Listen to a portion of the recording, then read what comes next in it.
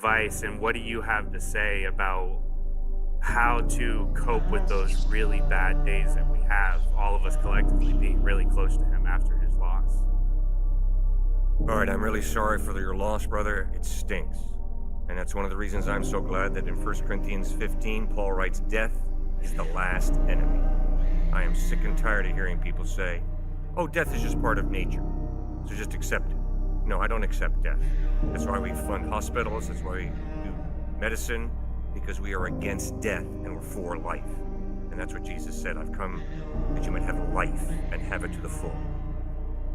Second point, all right, wife and brother, family, you've heard the man say, I'm hurting. And at times I'm okay, but at other times I get really angry. He's been honest, right? He's been honest with all of us. He's been vulnerable. So now we got to be patient with each other, right?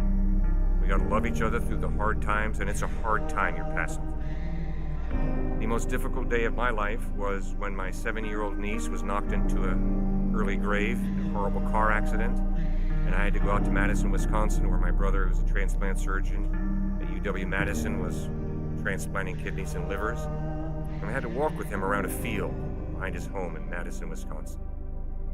And he's pouring out his heart to me about the death of his 7-year-old daughter. And if anybody thinks they got an easy answer for that question, they're nuts. The honest answer first is, I do not know why the babysitter didn't see the stop sign, why she went right through the stop sign and a pickup truck at 55 miles an hour came careening down the road, smashing into the car, sending my 7-year-old niece into an early grave. I don't know why God allowed that to happen. And so therefore we got to be patient with each other. We got to love each other. We got to be committed to each other as we go through these painful, difficult times. The third point is, what's comfort? Comfort is presence. So you being together as a family with your presence is crucial. And even more important is God's presence with you, the presence of Jesus Christ. And that's where all of this talk and all of these answers to all these difficult questions gets real practical. It's not an issue of a good answer to a difficult question now. It's an issue of presence. I need you to be with me. Because I'm hurting, my loved one died, and it stinks. And now all of a sudden faith becomes real personal. Because now it's an issue of, do I know the presence of God? And brother, I'm 70 years old, so you're a lot younger than me, and I'm still working on that. I want to know the presence of God. Because it's hard. And I was really ticked when Time magazine came out with Mother Teresa on the cover saying, oh, the woman struggled with doubt. See, she didn't really have real faith. Oh, baloney. Give me a break. There is such a thing as depression. There is such a thing as loneliness, as the snot gets kicked out of you by life. So now we got to know Christ.